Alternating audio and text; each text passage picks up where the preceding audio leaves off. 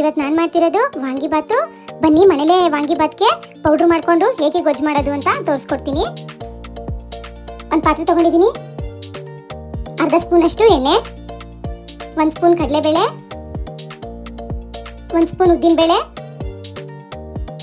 Low ಫ್ಲೇಮಲ್ಲೇ ಚೆನ್ನಾಗಿ ಕೆಂಪಾಗೋ ಥರ ಹುರ್ಕೊಂಡು 2 ಸ್ಪೂನ್ ಧನಿಯಾ, ಅರ್ಧ ಸ್ಪೂನ್ ಜೀರಿಗೆ, ಅರ್ಧ ಸ್ಪೂನಷ್ಟು ಕಾಳುಮೆಣಸು. ಇದನ್ನ ಸ್ವಲ್ಪ ಗಮ್ಮನೋ ಥರ ಹುರ್ಕೊಳ್ಳೋಣ. ಇವಾಗ 1 8 ಬ್ಯಾಡ್ಗೆ ಮೆಣಸಿನಕಾಯಿ, 1 4 ಗುಂಟೂರು ಮೆಣಸಿನಕಾಯಿ, 1 2 ಪೀಸಷ್ಟು ಚಕ್ಕೆ, 1 ಜಾಪತ್ರೆ, 1 ಅನಾನಸ್ ಹೂವು, 1 ಏಲಕ್ಕಿ, 1 3 ರಿಂದ 4 ಲವಂಗ ಎಲ್ಲನೂ ಹಾಕೊಂಡು ಚೆನ್ನಾಗಿ ಫ್ರೈ ಮಾಡಿಕೊಂಡು ಆಮೇಲೆ ತಣ್ಣಗಾದ್ಮೇಲೆ ಒಂದು ಮಿಕ್ಸಿ ಜಾರಲ್ಲಿ ಪೌಡ್ರ್ ಮಾಡ್ಕೊಳ್ಳೋಣ.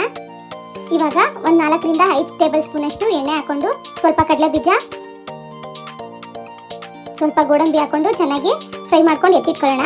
ನೆಕ್ಸ್ಟ್ ಒಗ್ಗರಣೆಗೆ ಕರಿಬೇವಿನ ಸೊಪ್ಪು, 1 2 ಒಣಮೆಣಸಿನಕಾಯಿ, 1 2 ಹಸಿರು ಮೆಣಸಿನಕಾಯಿ ಹಾಕಿ ಎಲ್ಲನೂ ಫ್ರೈ ಮಾಡ್ಕೊಳ್ಳೋಣ. ಇವಾಗ ಸಣ್ಣ ಸಣ್ಣದಾಗಿ ಹಚ್ಚಿಟ್ಕೊಂಡಿರೋ 2 ದೊಡ್ಡದು ಈರುಳ್ಳಿ ಹಾಕೊಳ್ಳೋಣ. ಈರುಳ್ಳಿ ಎಲ್ಲ ಚೆನ್ನಾಗಿ ಫ್ರೈ ಆಗಲಿ. ಒಂದು ಅರ್ಧ ಸ್ಪೂನ್ ಉಪ್ಪು ಹಾಕಿ ಈರುಳ್ಳಿನ ಚೆನ್ನಾಗಿ ಫ್ರೈ ಮಾಡ್ಕೊಳ್ಳೋಣ. ಇವಾಗ 1 3 ರಿಂದ 4 ಸಣ್ಣ ಸಣ್ಣದಾಗಿ ಕಟ್ ಮಾಡಿರೋ ಬದನೆಕಾಯಿ ಹಾಕೊಂಡಿದ್ದೀನಿ. ನಾನು ತೊಗೊಂಡಿರೋದು ಚಿಕ್ಕ ಚಿಕ್ಕ ಬದನೆಕಾಯಿ, ಅದಕ್ಕೆ 3 ರಿಂದ 4 ತೊಗೊಂಡಿದ್ದೀನಿ. ಬದನೆಕಾಯಿ ಎಲ್ಲ ಎಣ್ಣೆಲೆ ಚೆನ್ನಾಗಿ ಫ್ರೈ ಆಗಲಿ. ಇವಾಗ ದೊಡ್ಡದು 2 ಟೊಮೆಟೊ ಸಣ್ಣ ಸಣ್ಣದಾಗಿ ಕಟ್ ಮಾಡಿ ಹಾಕೊಂಡಿದ್ದೀನಿ. ಬದನೆಕಾಯಿ ಚೆನ್ನಾಗಿ ಫ್ರೈ ಆದ್ಮೇಲೆ ಟೊಮೆಟೊ ಹಾಕೊಳ್ಳಿ. 1 ಸ್ಪೂನ್ ಅಷ್ಟು ಉಪ್ಪು ಹಾಕೊಂಡಿದ್ದೀನಿ, ಮುಂಚೆ ಅರ್ಧ ಸ್ಪೂನ್ ಹಾಕೊಂಡಿದ್ದೆ. ಇವಾಗೆಲ್ಲ ಟೊಮೆಟೊ ಎಲ್ಲ ಚೆನ್ನಾಗಿ ಸಾಫ್ಟ್ ಆಗೋ ಥರ ಹಾಗೆ ಎಣ್ಣೆಲೆ ಫ್ರೈ ಮಾಡ್ಕೊಳ್ಳೋಣ. ಎಲ್ಲ ಚೆನ್ನಾಗಿ ಫ್ರೈ ಆಗಿದೆ, ಎಣ್ಣೆ ಬಿಟ್ಟಿದೆ ನೋಡಿ. ಇವಾಗ ನಾನು ಮುಂಚೆನೆ ಪುಡಿ ಮಾಡಿಟ್ಕೊಂಡಿದ್ನಲ್ಲ ಅದನ್ನ 1 3 ಸ್ಪೂನ್ ಅಷ್ಟು ಪೌಡ್ರ್ ಹಾಕೋತಾ ಇದ್ದೀನಿ, ವಾಂಗಿಬಾತ್ ಪೌಡ್ರು. ನಾನು ಮಾಡ್ಕೊಂಡಿರೋ ಕ್ವಾಂಟಿಟಿಲಿ 2 ದಿನ ಮಾಡ್ಕೋಬೋದು ಪೌಡ್ರನ್ನ.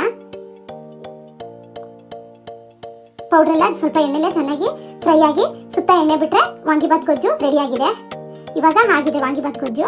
ಸ್ವಲ್ಪ ಒಣ ಕೊಬ್ಬರಿ ತುರಿದಿಟ್ಕೊಂಡಿರೋದು, ಆಮೇಲೆ ಸ್ವಲ್ಪ ಕೊತ್ತಂಬರಿ ಸೊಪ್ಪು ಎಲ್ಲನೂ ಹಾಕಿ ಚೆನ್ನಾಗಿ ಫ್ರೈ ಮಾಡಿ ಆಫ್ ಮಾಡಿಬಿಟ್ಬಿಡೋಣ.